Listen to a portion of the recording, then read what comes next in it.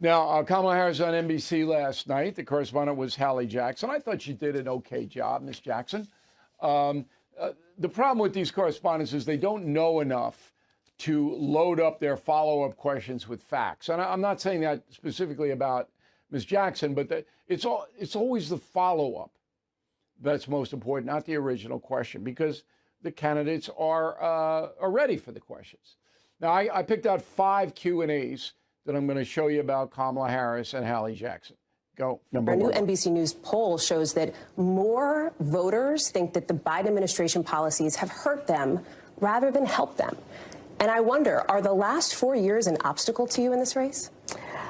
Here's how I look at it. First of all, let me be very clear. Mine will not be a continuation of the Biden administration. Why not? You said you wouldn't do anything differently on The View, so why? I would have jumped in right there. Wait, what do you mean you're not going to be a continuation? On The View, you said that everything was great. You agree with everything they did. Why not continue that? Anyway, I love the let's be clear. Don't you love that? Let's be clear. I'm not clear. I don't know what you're talking about, madam. All right, here's soundbite number 2. As you sit here today, do you think the country is ready now for a woman and a woman of color to be president? Absolutely. Absolutely. And I am saying that in terms of every walk of life of our country. Cupcake alert, cupcake question. Hallie, come on. What do you think she's going to say? No, country's prejudiced and never elect a woman of color. You think she's going to say that, Hallie? Why bother? Cupcake. Question number 3, go.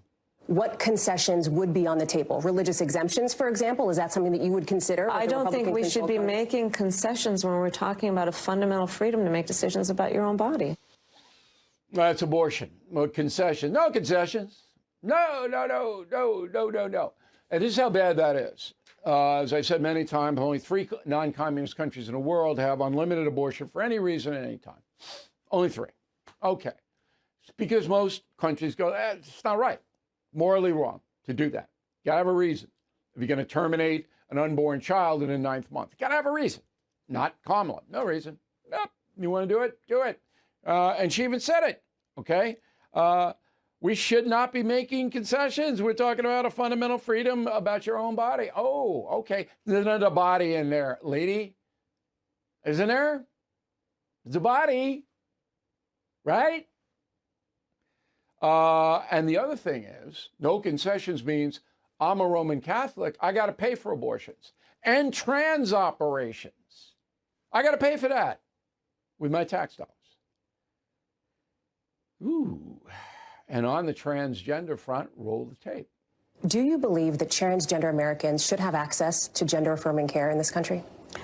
I believe we should follow the law. I mean, I think you're probably pointing to the fact that Donald Trump's campaign has spent tens of millions of dollars. They're trying to define you on this. Yes, I'm asking you to define yourself, though. Just broadly speaking, what is your value? Do you believe they should have that access? I believe that people, as the law states, even on this issue about federal law, that is a decision that doctors will make in terms of what is medically necessary. That's not the question. She says access, that means should the government pay for it? So Ms. Jackson makes the mistake of not defining what access means. Access means you don't walk in with your checkbook open and pay the doctor for the trans operation. I pay for it. You pay for it. The workers pay for it. That's what access means.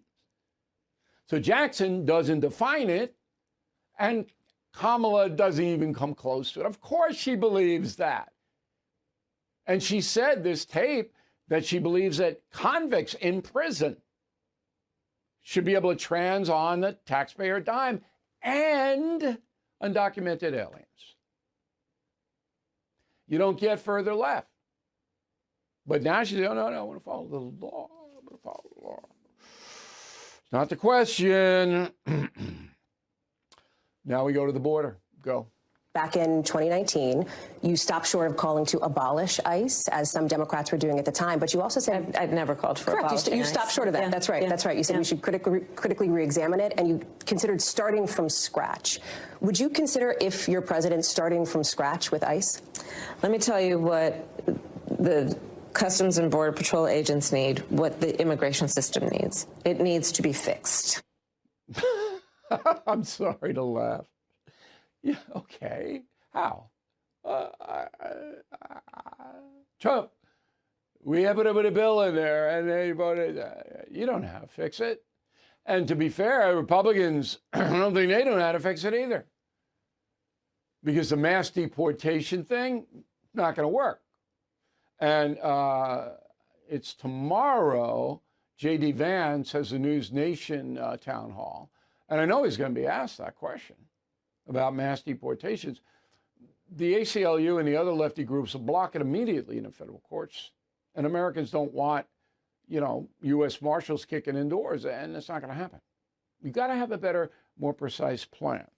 But if you think Kamala Harris is going to do anything at all besides give undocumented aliens amnesty, she'll do that. To stop this, she won't. Okay, that's it. I think that was pretty good analysis of the NBC thing. If you have a beef with me, Bill@BillO'Reilly.com. Please let me know.